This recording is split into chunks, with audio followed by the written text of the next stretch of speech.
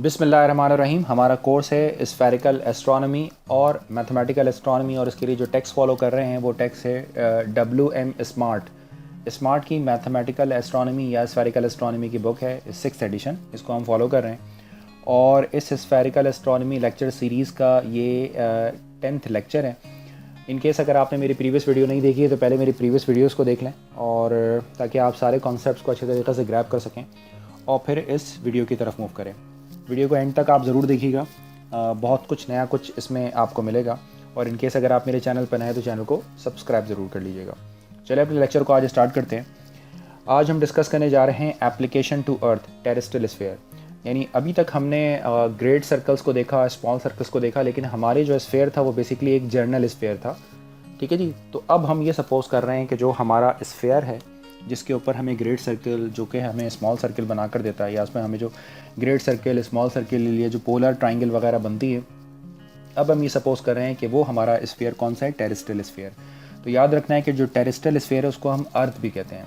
तो अब हमने अपनी स्फेरिकल ट्रिग्नोमेट्री को अर्थ के ऊपर अप्लाई करना है। तो इसका बेसिक इंट्रोडक्शन ये है, the shape of earth is an oblate spheroid. एक कॉमन मिस्टेक जो सब करते हैं कि जब आपसे पूछा जाता है कि अर्थ की शेप कैसी है, तो आप में से हर किसी का आंसर बड़ा डिफरेंट होता है। कोई कहता है कि ये जो है वो इलिप्टिकल शेप है, आप में से कुछ लोग कहते हैं कि ये जो है वो इलिप्स है। टेक्निकली इस शेप का जो एक्चुअल नेम है वो कहलाता है ऑब्लेट स्फेरॉइड। ऑब्लेट स्फेरॉइड, ठीक है जी। यानी एक 3 डायमेंशन सॉलिड शेप होती है। यहाँ पर मैं आपको ये भी डिटेल बता देता हूँ कि ये जो ऑब्लेट है, ऑब्लेट का मतलब क्या होता है, shape produce by the rotation of an ellipse about its minor axes. तो मिसाल के तौर पर जैसे कि ये है आपका एक एलिप्स और ये है एलिप्स का माइनर एक्सेस। तो अगर इसको इस माइनर एक्सेस के अबाउट रोटेट किया जाता है, इसको इस माइनर एक्सेस के अबाउट रोटेट करते हैं अगर हम, तो जो शेप हमारे पास बनकर आती है उसे हम कहते हैं ऑब्लेट स्फेरॉइड। ठीक है जी। जब आप उसको रोटेशन करेंगे तो ये सॉलिड सरफेस ऑफ रेवोल्यूशन होता है बेसिकली।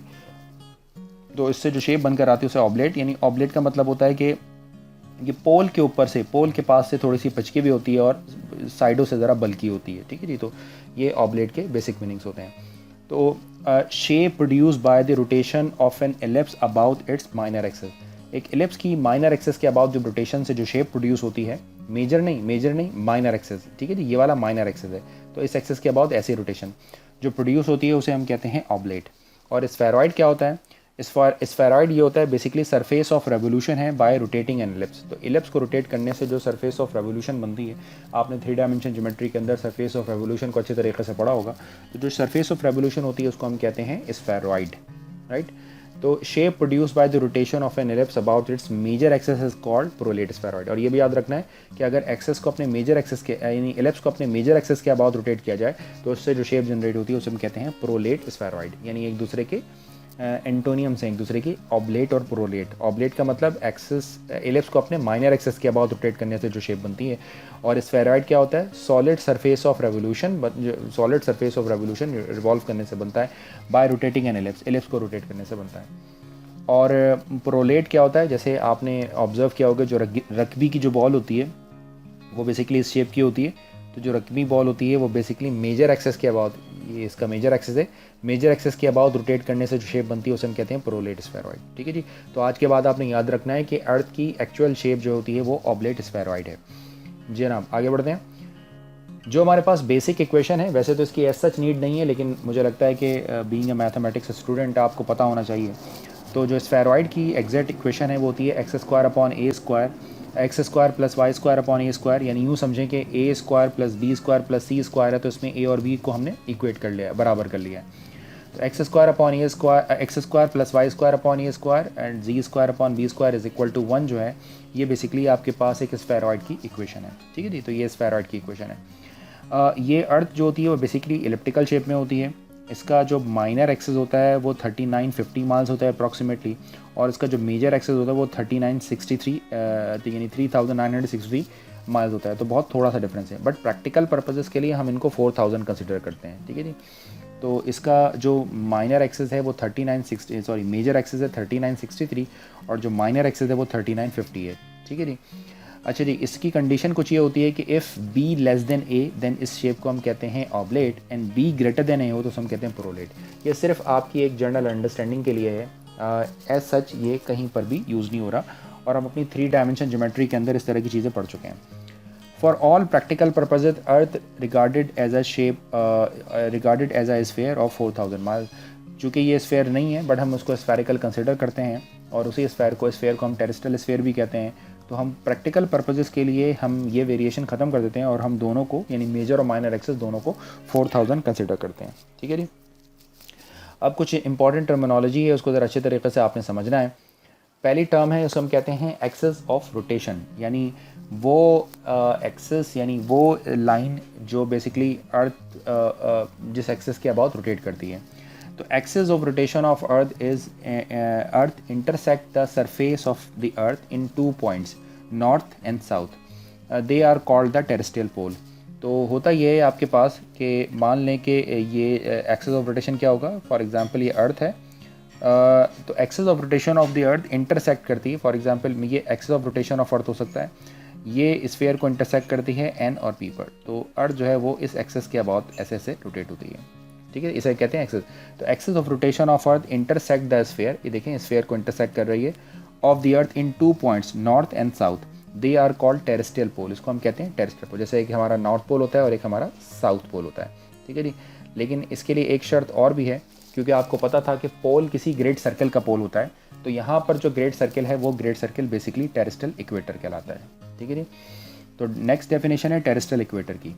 टेरेस्ट्रियल इक्वेशन जैसे कि मैं पहले भी बता चुका हूँ ग्रेट सर्कल की, जब मैंने आपको एग्जांपल दी थी कि ग्रेट सर्कल्स और मेरिडियंस जो होती हैं वो बेसिकली आपके ग्रेट सर्कल की कोई एक एग्जांपल है। तो great circle whose plane is perpendicular to the axis और pole is called terrestrial equator. अब मिसाल के तौर पर ये तो है आपका एक्सेस, और कोई भी ऐसा प्लेन अगर आप कहते हैं कि ये है इसका एक्सिस ऑफ रोटेशन, तो कोई भी प्लेन जो इस एक्सिस ऑफ रोटेशन पर परपेंडिकुलर होता है उसको कहते हैं इक्वेटर। ठीक है जी। तो मान लें कि ये है आपके पास इक्वेटर, और ये एक ऐसी स्ट्रेट लाइन है जो इस इक्वेटर के सेंटर से गुजरती है और इस स्फीयर को 2 पॉइंट के ऊपर कट करती है। तो एक को हम कहते हैं नॉर्थ पोल और दूसरे को हम कहते हैं साउथ पोल। और ये जो एक ग्रेट सर्कल है, इस ग्रेट सर्कल को हम कहते हैं इक्वेटर। याद रखना है कि ये जो इक्वेटर होता है, ये इक्वेटर किसी स्फीयर को 2 पॉइंट्स के ऊपर 2 हेमिस्फीयर में डिवाइड करता है। जो अपर पोर्शन होता है उसे हम कहते हैं नॉर्दर्न हेमिस्फीयर, और जो लोअर पोर्शन होता है उसे हम कहते हैं सदर्न हेमिस्फीयर। ठीक है जी। तो टेरेस्ट्रियल इक्वेटर हम इसे कहते हैं। Equator divided the earth into 2 hemisphere, northern hemisphere and southern hemisphere. तो बचपन में आपने ज्योग्राफी पढ़ी थी, तो एक्चुअली ज्योग्राफी में ये बहुत बेसिक सी टर्मिनोलॉजी थी।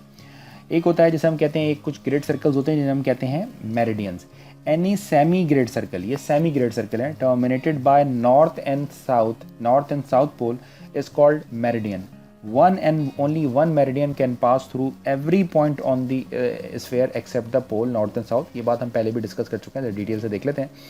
मिसाल के तौर पर ये आपके हैं पोल, तो ये जो पोल से यानी नॉर्थ और साउथ से जो सेमी ग्रेट सर्कल्स पास हो रहे हैं, ये जो सेमी ग्रेट सर्कल्स हैं, ठीक है जी, जो सेमी ग्रेट सर्कल्स पास होते हैं, इन सेमी ग्रेट सर्कल को कहा जाता है मेरिडियन। ये मेरिडियन कहलाते हैं। ठीक है, अच्छे तरीके से आपने समझ लेना है कि इसे हम कहते हैं मेरिडियन।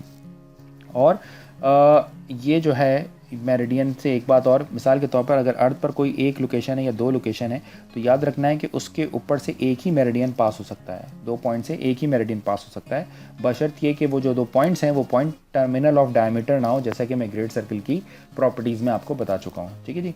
तो याद रखना है कि अर्थ के हर पॉइंट से एक यूनिक मेरिडियन पास होता है, एक यूनिक मेरिडियन पास होता है। तो ये वाली लाइन कहलाती है मेरिडियन, ये भी ग्रेट सर्कल्स, और ये कहलाता है इक्वेटर। तो इक्वेटर क्या होता है, कौन सा ग्रेट सर्कल होता है, जिस पर एक्सिस ऑफ रोटेशन जो होता है, यानी एक्सिस ऑफ रोटेशन उस पर परपेंडिकुलर हो, तो उसे हम कहते हैं मेरिडियन। अब मेरिडियन में जैसे एक्सिस, ये जो इक्वेटर है, जिस तरह हमारा कोऑर्डिनेट सिस्टम के अंदर एक्स एक्सिस होता है, उसी तरीके से हमारा जो एक्स एक्सिस है वो है इक्वेटर। अब हमें किसी पॉइंट को लैटिट्यूड, लॉन्गिट्यूड या उसकी पोजीशन को फाइंड आउट करने के लिए ऑफ कोर्स वाई की भी ज़रूरत है। तो एक मेरिडियन हमारे पास होता है जिसे हम कहते हैं प्राइम मेरिडियन, ये पीएम इसकी शॉर्ट फॉर्म है। एक मेरिडियन होता है उसे हम कहते हैं प्राइम मेरिडियन। इसको डिफाइन करते हैं, the meridian which passes through the observatory Greenwich is called prime meridian. London में एक ऑब्जर्वेटरी है जिसका नाम है ग्रीनविच, पर एक ऑब्जर्वेटरी है, उस पॉइंट से जो मेरिडियन पास करती है हम उसको कहते हैं प्राइम मेरिडियन। तो ये बेसिकली हो गए प्राइम मेरिडियन। और मैंने जी इसको इसलिए रिप्रेजेंट किया है कि यहाँ पर एक ऑब्जर्वेटरी है जी पर, तो ये जी से पास कर रहा है। ठीक है जी। तो ये कहलाता है प्राइम मेरिडियन। अब ये हमारा एक वाई एक्सिस है और ये हमारा एक एक्स एक्सिस है। इसका मतलब है अब हमें किसी भी पॉइंट के कोऑर्डिनेट्स अगर निकालने हैं तो उसके लिए जो रेफरेंस है हमारे पास वो इक्वेटर और प्राइम मेरिडियन है। ठीक है जी। जो नेक्स्ट डेफिनेशन है प्राइम मेरिडियन के बाद उसे हम कहते हैं लॉन्गिट्यूड। बहुत ध्यान से आपने इस डेफिनेशन को देखना है। लॉन्गिट्यूड यूजुअली हम इसको लैम्डा से रिप्रेजेंट करते हैं। अब ये लॉन्गिट्यूड क्या होता है?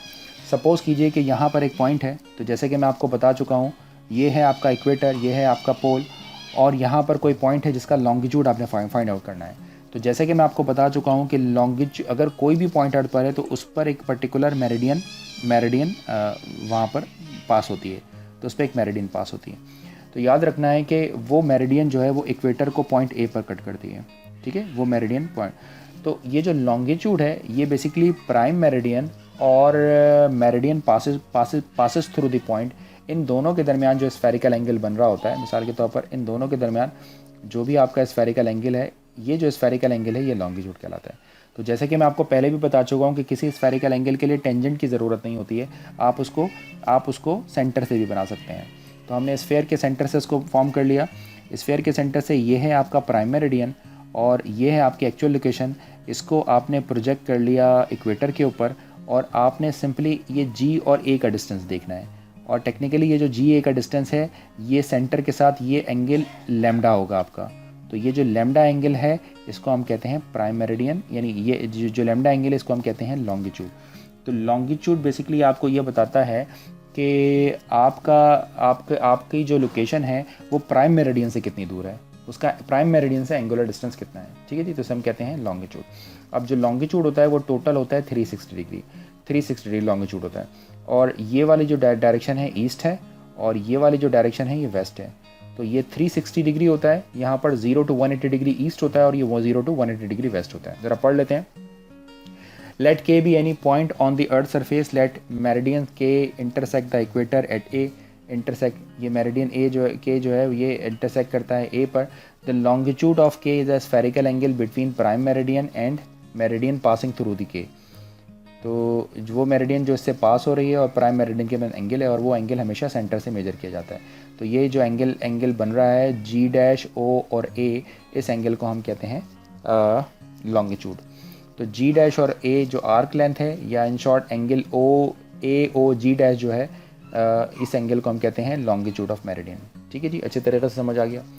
अच्छा जी, लॉन्गिट्यूड की अब कुछ प्रॉपर्टीज़ हैं, इनको भी साथ साथ पढ़ते जाते हैं। मिसाल के तौर पर longitude major from 0 to 180 degree east, उसको पॉजिटिव लिखना होगा।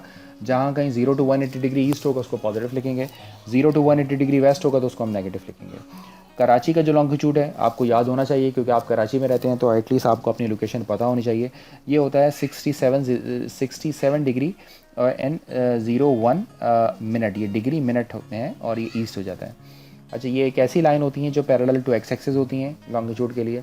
और एक इम्पॉर्टेंट पॉइंट यहाँ पर ये भी है, और वो पॉइंट है आपके pass on a fix meridian longitude is constant. तो क्या आप मुझे बता सकते हैं कि लॉन्गिट्यूड किन लोकेशंस के लिए कांस्टेंट होगा, किन लोकेशंस के लिए? याद रखें ये है आपके पास एक फिक्स मेरिडियन।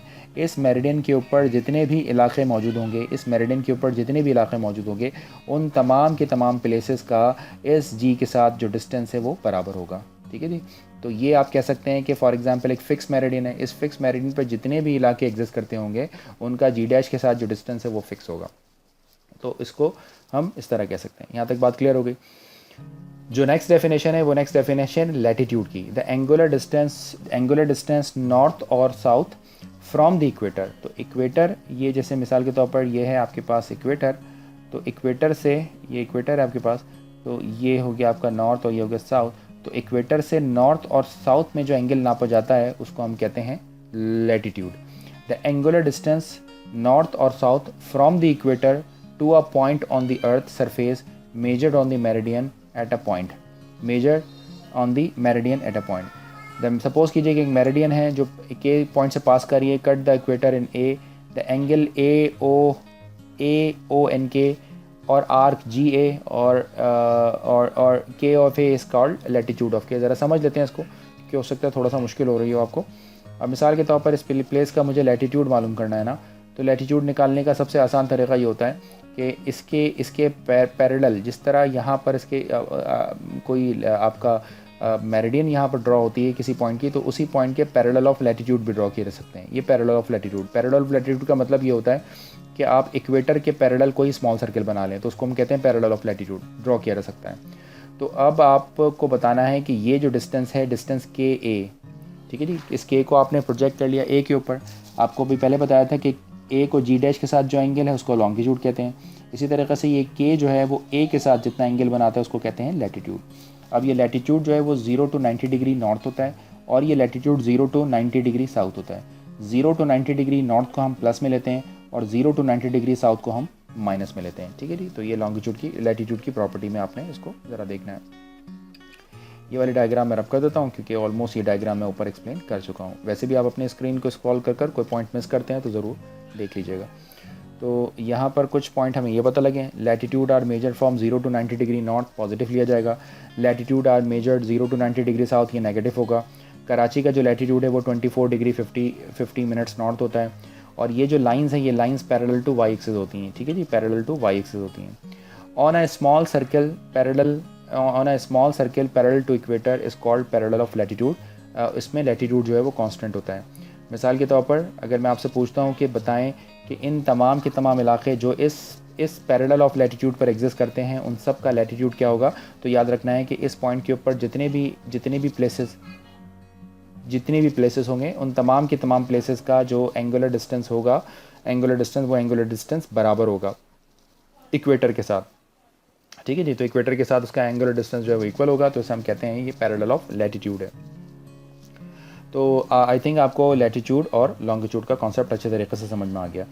एक और कॉन्सेप्ट है जिसे कहते हैं को लैटिट्यूड। अब ये को लैटिट्यूड क्या होता है, मिसाल के तौर पर ये है आपके पास लैटिट्यूड जिसे अभी मैंने एक्सप्लेन किया था। और मैं अगर आपसे बोलता हूँ कि अगर मैं अपनी ट्राइंगल को पोल से फॉर्म करता हूँ तो जो ट्राइंगल में अगर एक पॉइंट पोल होगा तो मुझे एन और के का डिस्टेंस चाहिए होगा। मिसाल के तौर पर ए और के का जो डिस्टेंस है हम कहते हैं कि वो एंगल कितना है, फाई है। तो आप मुझे बताएंगे कि ये एंगल कितना होगा।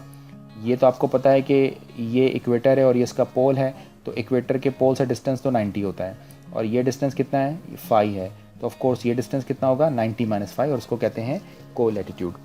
Late phi denote the latitude of K and angle A O K, ये सपोज कीजिए फाई है और K A since we see that the ये जो है, और इसको हम के भी कह सकते हैं। तो हमें पता है कि एन ओ ए ये कितना है आपके पास, ये टोटल कितना है, 90 डिग्री है। अगर के और ए जो है फाई है तो के और एन का जो डिस्टेंस होगा वो कितना होगा, 90 - फाई। तो 90 - फाई ये कहलाता है को लैटिट्यूड ऑफ के, ठीक है जी। अगर हम अपनी पोलर ट्राइंगल को तीसरा पॉइंट जो है वो पोल से अगर हम कंसिडर करते हैं तो जो ट्राइंगल हमारे पास जो डिस्टेंस लेना होता है वो आपको लेना होता है, उसे कहते हैं को लैटिट्यूड, ठीक है जी। तो को लैटिट्यूड असाइन करना होता है। तो उम्मीद है कि आपको आज का लेक्चर अच्छे तरीके से समझ आ गया होगा, जिसमें मैंने स्फेरिकल ट्रिग्नोमेट्री की एक छोटी सी एप्लीकेशन आपको यानी डेफिनेशन वाइज एक पॉइंट बताया है टेरेस्ट्रियल स्फीयर के ऊपर, ठीक है जी। तो ये एप्लीकेशन टू अर्थ है टेरेस्ट्रियल स्फीयर के ऊपर, जिसमें हमने कुछ डेफिनेशंस को देखा, प्राइम मेरिडियन, इक्वेटर, लैटिट्यूड और लॉन्गिट्यूड, और इन सब को यूज़ कर हम आगे चलकर डिस्टेंस और डायरेक्शंस की निकालने की जो प्रैक्टिकल प्रॉब्लम है उसको परफॉर्म करेंगे। तो प्लीज़ लाइक करें, शेयर करें, अपने कमेंट ज़रूर दें, इससे काफ़ी मोटिवेशन मिलती है न्यू लेक्चर फॉर्म करने के लिए। Thanks for watching this video. अल्लाह हाफ़िज़।